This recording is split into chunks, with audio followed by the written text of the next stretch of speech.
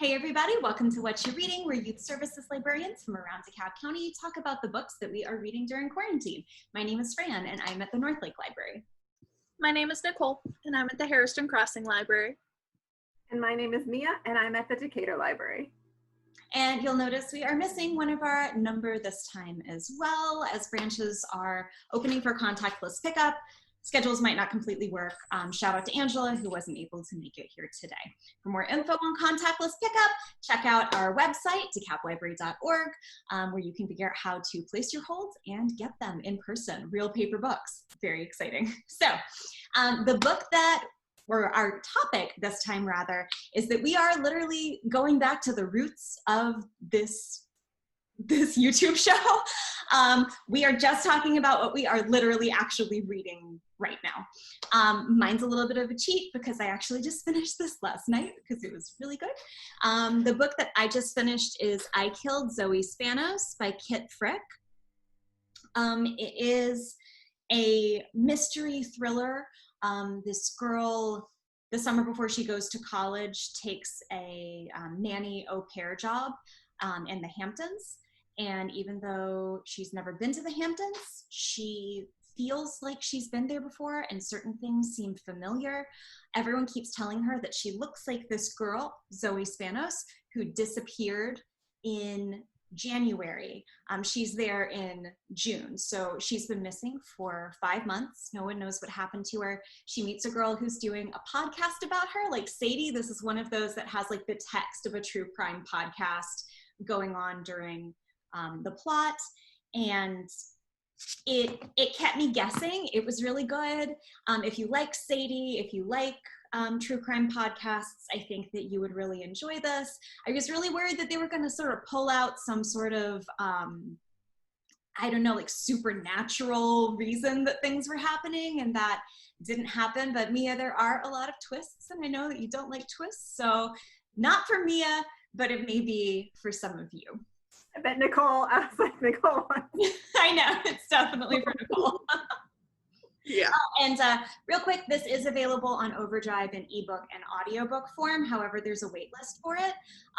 We have the book version 4 copies in cataloging that are being processed right now, and there's no holds on them. So if you want to pick up a book version, go ahead and put yourself on that list, and as soon as they come into the branches, one will be on its way to you. It looks like an album. The cover looks like an album cover to me. It does, yeah. I have a black and white Kindle, so this is a lot brighter if I had the actual book to hold up. But It adds to it. I totally see that now. I love putting holds on new books too, because I love being like the first person to read a book. I don't know, there's something like magical. Mm-hmm. Not that we do that very often. No, we don't get We're actually not allowed to. No, we're not. I don't do that. But when it comes to an ebook or an e-audiobook, I'm like, you know what? There's no holds on this. This has been out for a while. I'm gonna check it out, or I'm gonna place a hold. Yeah. Or if it's like a sad one that's been on this new bookshelf for like 3 weeks and no one's checked it out and I just feel bad for it, then it's special and magical. Well, this one I actually had placed on hold before, but I didn't have time to read it. So I finally got back around to reading it, and I am reading. It's called Haunting the Deep by Adriana Mather, and it is actually the sequel to How to Hang a Witch. So if you read the Georgia Peach Award nominees last year, or if you were on the Helen Ruffin Reading Bowl team last year, you read the prequel to this. So in How to Hang a Witch, I'm listening to the audiobook through Overdrive, and it's about a girl named Sam whose family was involved in the Salem witch trials, but they were involved on the law side. So her great-great-great-grandfather, maybe 3-4 greats, was actually the judge who sentenced the women to hang. And so she actually has some sort of like magical, mystical powers, and she teams up with 3 other witches in this book. And this one's about the Titanic, which her family actually came over on and survived. And so she keeps getting transported in her dreams to the Titanic, as well as seeing ghosts of people who have passed away. These books are thrillers, most definitely. So if you want something that's like jump out at you in a book, this is it. It also has fantastical elements to it, like, fantasy, with the magic in it. And yeah, it's available as a ebook, an e-audiobook on Overdrive. And I suggest you read it, even if you haven't read the first one. They explain everything that happened in the first book in like the first 2 chapters. So you'll catch up in no time. I went back to my fantasy, which also happens to be, I think, a Peach Award this year. And it's Stepsister by Jennifer Donnelly. Sorry, the glare of the light. But it's not quite a Cinderella retelling, because it's the ugly sisters' point of view. And it's one of the ugly sisters that like cut off her toes. It's her story, and it's super good. I'm about halfway through. I'll probably finish it tonight.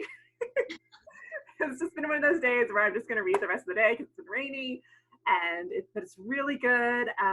It's about, can someone who has sort of a reputation as being evil and bad, can they kind of surpass that one and have faith and maybe change their fate? So I also like that aspect of it about changing your fate. There's a lot of fantasy in there, and it's really, really good. It's sort of just I feel like it's a newer twist on a fairy tale retelling, which I love. And it's on Hoopla and Overdrive. It's checked out with a wait, but you can also get a physical copy. There's still copies available that aren't checked out. So you can do either one of those. You said it's on Hoopla?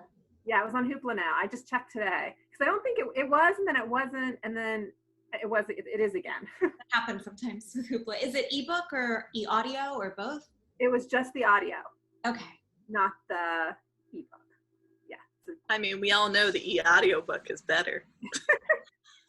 I like a physical book. I'm so happy the library. I like a digital book. And I like listening to my digital books. So No. we got Angela as the tiebreaker. I know.